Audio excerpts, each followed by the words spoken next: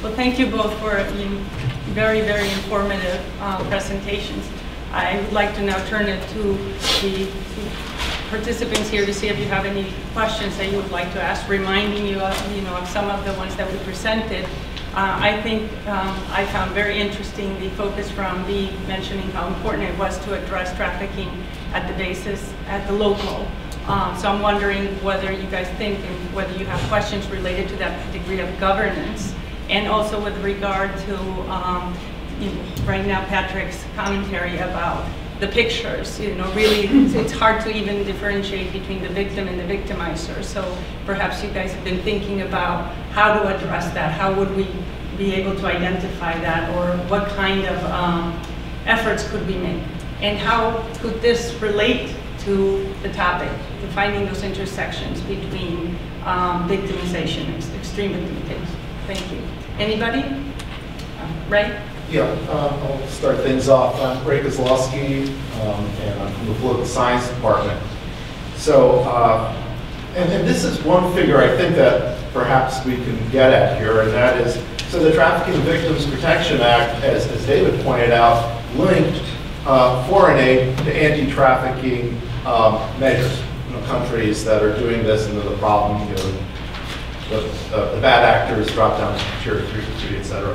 My question is, how many countries have actually lost foreign aid, and how much? And again, you don't necessarily, I know off the top of your head, you probably don't have the information about each country, but in general terms, how much has this been implemented here? The stick, if you will. Unfortunately, I can't answer that. It's a challenge because in linking foreign assistance to tier 3 indications, there are reasons why we may reduce some funding, reallocate some funding, or not. So as you can imagine, collaboration between governments, in the United States and the host government, work on many levels. So for example, if the country is facing a challenge and cannot effectively combat trafficking, do you defund them completely and ignore the issue? Or do you try and help them get better? And also, should counter-trafficking efforts impact defense collaboration? So at the high level, the answer is I don't know, because I don't think we have kept track on how the statistics play out, because it's analyzed from country to country, issue by issue, year by year. But some of the considerations are more complex than just a simple would cut off or aid if they don't meet the issues. I'll just chime in for a sec there. I work right down the hall from the Department of State folks that run the Joint Trafficking in Persons Office. And obviously a big function of theirs is to work with those countries and to develop the Trafficking in Persons annual report, which David mentioned. I do know that those countries, especially those that are tier 3s, they care very deeply about their rating. I'm hopeful that they care very deeply because they care about their people and having them not be being trafficked. I think we'd be naive if we figured it wasn't tied in some way, shape, or fashion to some form of funding. But the short answer just like Bea, I don't know the exact number of funding. What I do know is not only with state working to develop and deliver that TIP report, the countries are very interested. I'm rather fortunate as well in that I get to meet with a lot of these foreign governments. And now my discussions are more geared towards intelligence, operations, and truly kind of stopping this stuff. And I can tell you that they are they're very geared up to combating human trafficking. In fact, I just met with representatives from Cuba, and they're very, very concerned about their citizens being trafficked. They're very interested in communicating and collaborating with the United States as much as possible to try to help stop it, not only happening to their own citizens, but really globally. And that's been a very common theme with whomever I speak with. Anyone else? Can I? Yes. Thank you, Patrick, for bringing up the interest of the host countries. Another angle on why local host countries are very interested in addressing trafficking in person is because of the labor angle. So a lot of the country leverages the anti-trafficking framework to both protect their own labor market for their own citizens, as much as addressing trafficking of foreign workers into the country, affecting their own economies. So it's a two-pronged benefit for the country. Hi, my name is Charm. I'm currently an AmeriCorps Vista member serving here with Sarah at the New York State Department of State. And my question was, Patrick, you had mentioned that this industry basically is low risk and high profit. And so I was just wondering what the steps were that were currently being taken to kind of increase the risk for people participating in all of this. That's a really good question. To increase the risk, so see, I guess I could rattle off a couple things off the top of my head. I mean, I would say probably first and foremost, it has, so we mentioned earlier the collaboration and interaction, training, and all the things not only going on within the United States, but also across, really across the globe.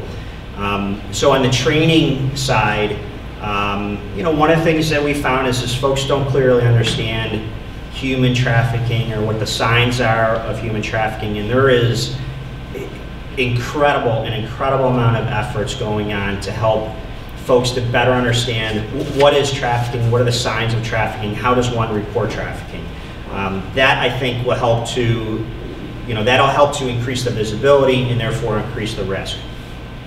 On the collaboration side, I just mentioned about how we are working across the globe, really with other countries to help truly identify it and combat it then, and turn it into real no-kidding prosecutions.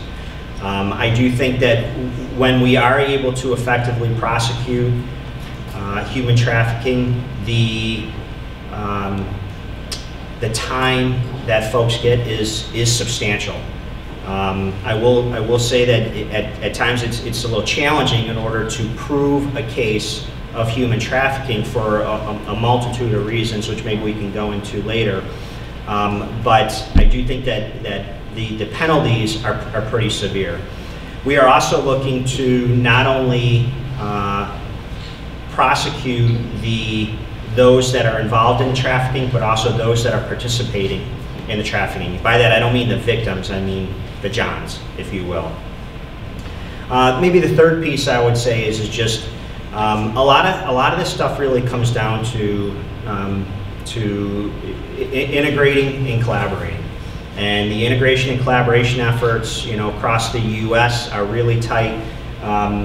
V and Dr. Gonzalez-Murphy mentioned the Senior Policy Oversight Group, and the PIDF is another group. This is a group of U.S. organizations that come together very often to talk and collaborate on everything from tools, technologies, information, intelligence, whatever it is. And I think that collaboration, I see that increasing literally by the day. So as we do all those types of things, hopefully, we're able to ratchet up the pressure on the folks that are involved in trafficking. Could I comment on that to myself, speaking the lead as the moderator? Is prosecution really the only tool that you're that I hear you mentioning it a lot on all ends, from the customer to the employer to the recruiter? Is there other tools that are being considered to combat human trafficking? I guess bringing it to the angle of, for example, with terrorist activities, there's the concept of ideology, culture also that can feed into that.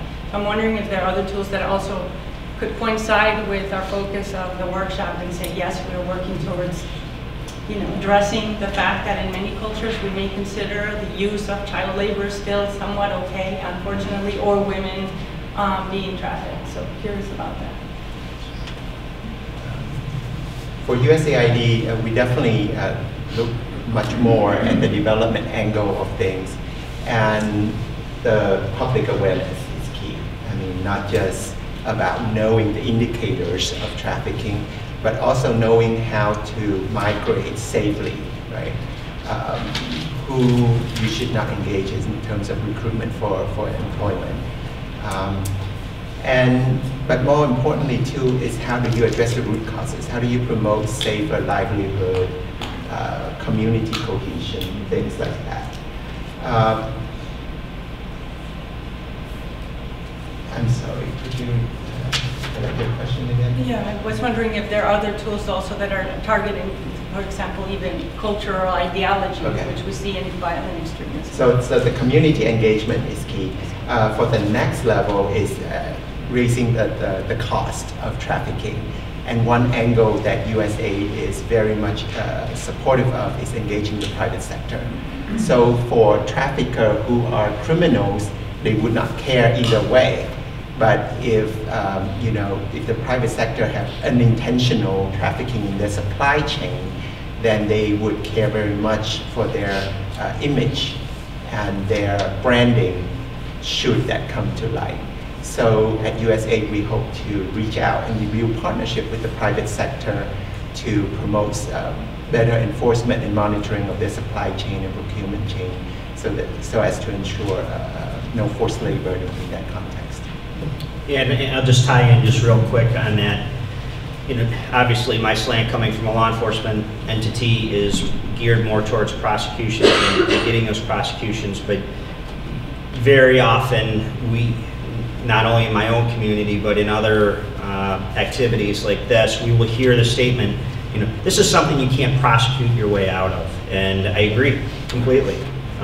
There's other key aspects to this. Often we hear things of, the 3 Ps. There's partnering, there's protection, there's prosecution.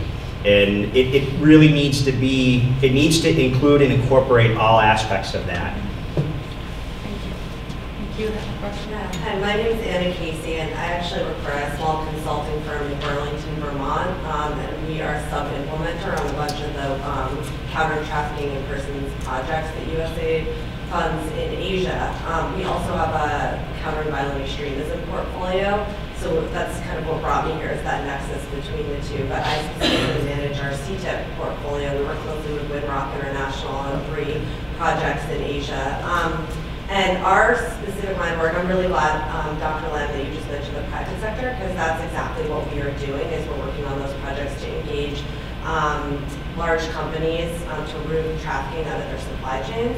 And I'm just interested to hear a little bit more, because I feel like the private sector is often left out of this conversation. There's a lot of talk about kind of criminal justice and prosecution, and even victim services and prevention. But I think that as we see a lot of the trafficking incidents is not just, sex trafficking or women and children, but there's a lot of labor trafficking going on.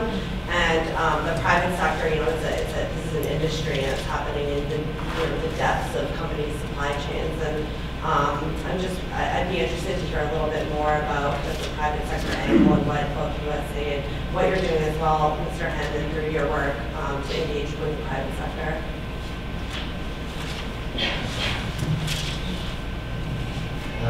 Thank you for mentioning Windrock. Actually, they are one of our key implementing partners. They are supporting 5 different countries right now in Asia.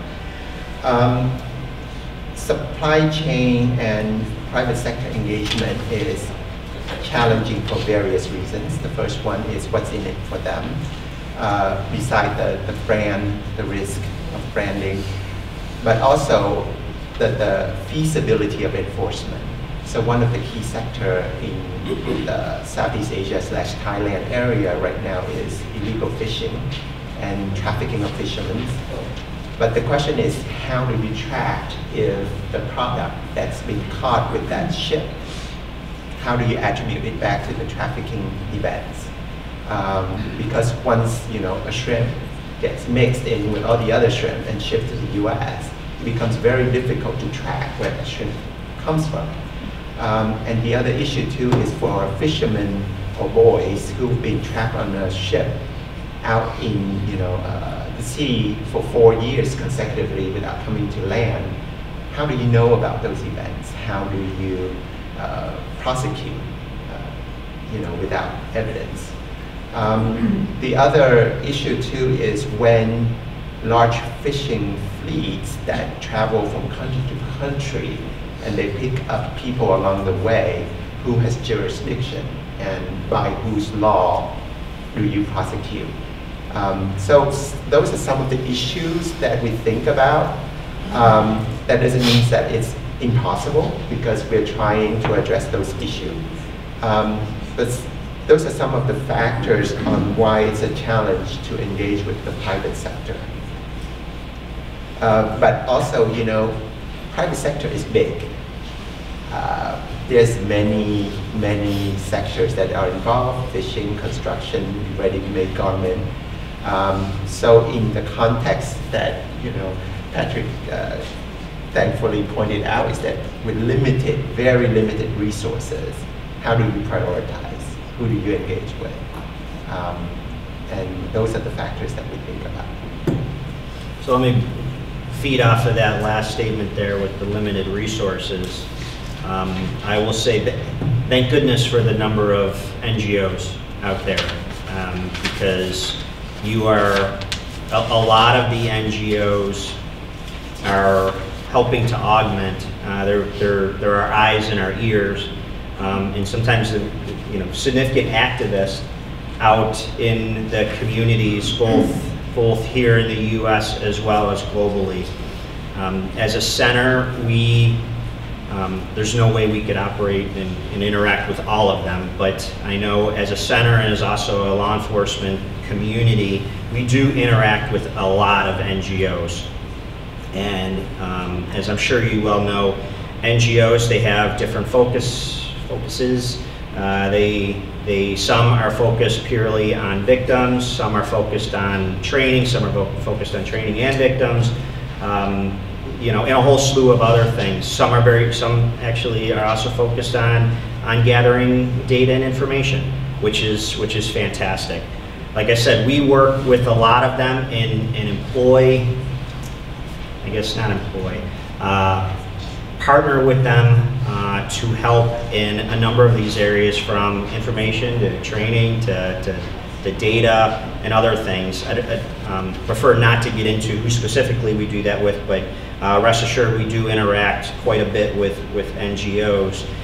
Private institutions, so there's obviously non-governmental, so there's the NGOs that I just was referring to, and then just thinking about private institutions, we also, again now speaking more purely from a law enforcement standpoint, we interact with a lot of private institutions to help better understand and gather data and information, and just more or less to collaborate to help combat human trafficking. There's also, as we mentioned previously already, there's so much different training that's going on out there, and so just having the training and the outreach, even within these private institutions, helps for information to come available. Kind of just flipping it a little bit to the supply chain. Supply chain is incredibly difficult. I know there's this desire to want to perhaps say, hey, Walmart or Costco or whatever, hey, you guys are part of the supply chain, and therefore you should be prosecuted.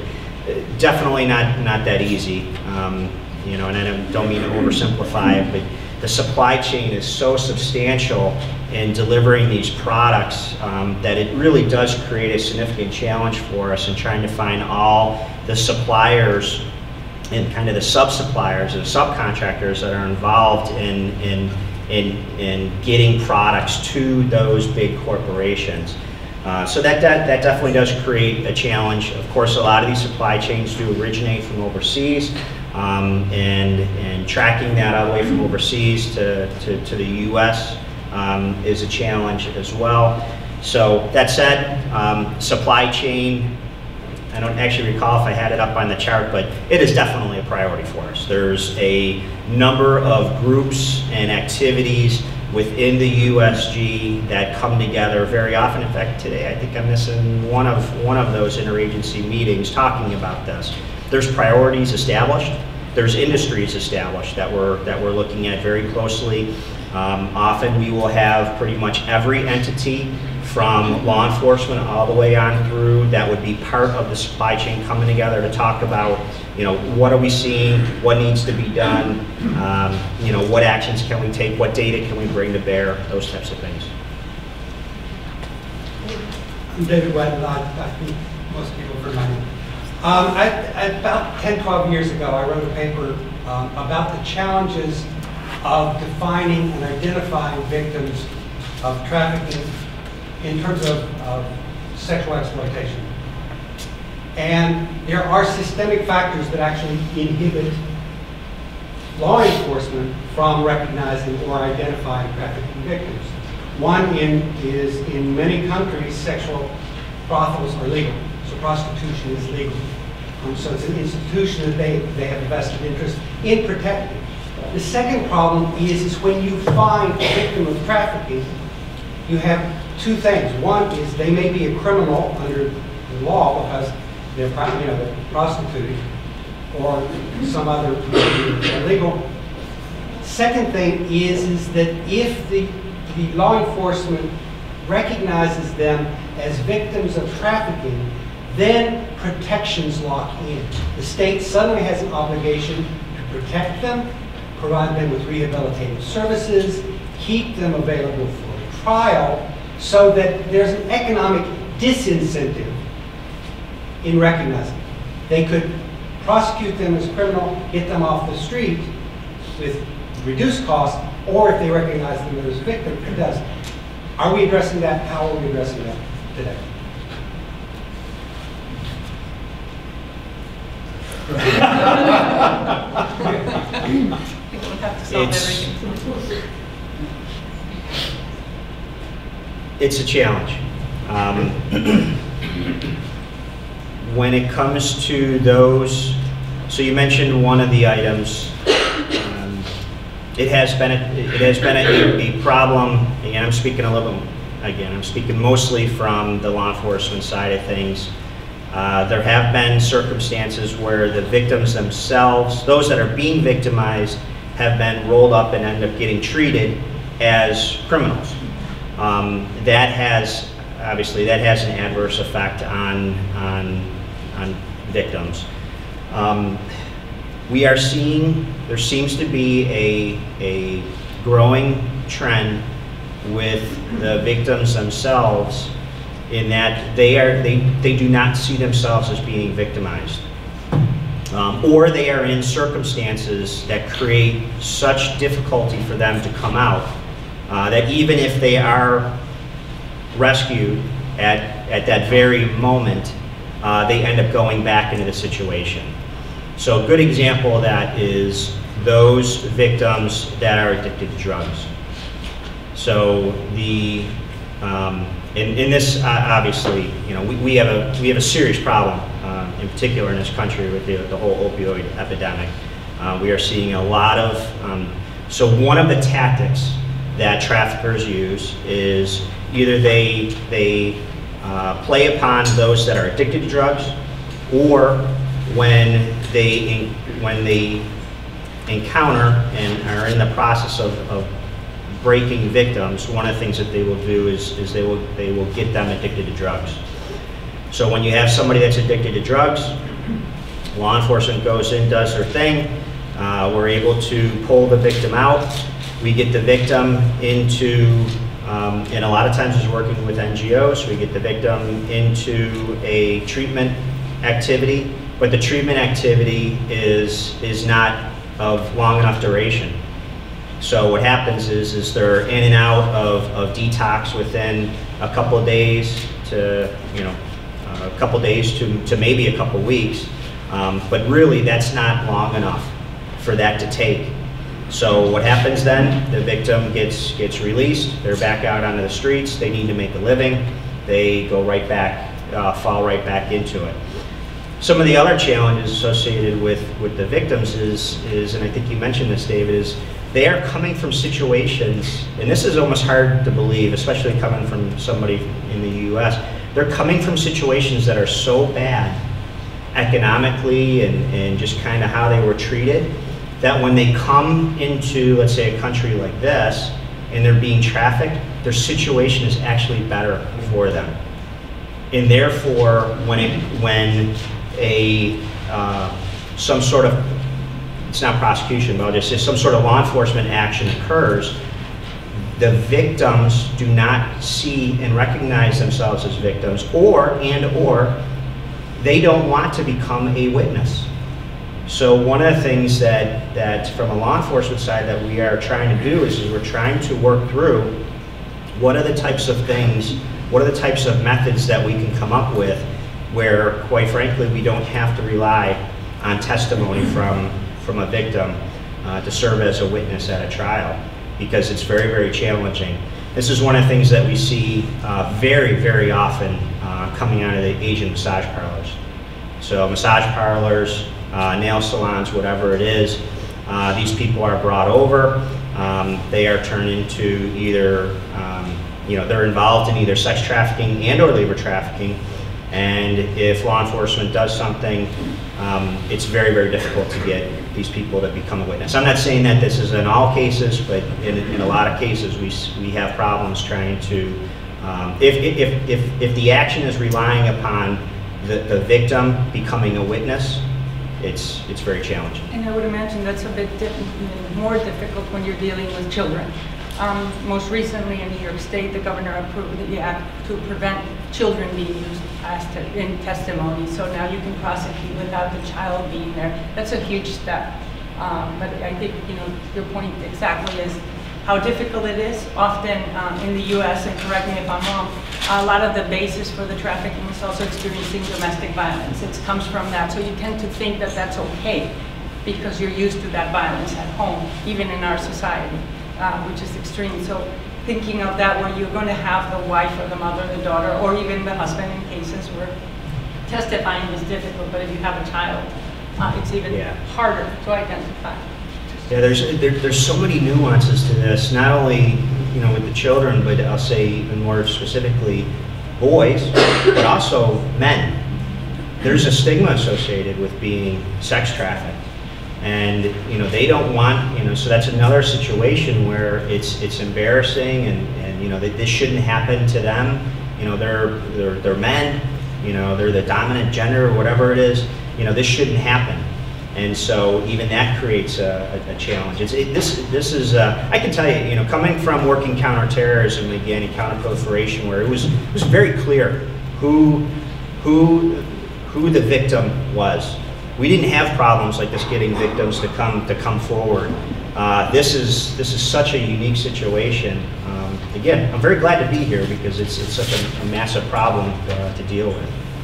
So thank you very much, Patrick. We're out of time, 10:46 exactly. Thank you, Dee, for all this information. And if you had any more questions, please keep them in mind, write them down. I know the discussion will continue at the second session and third session too. Thank you, everyone.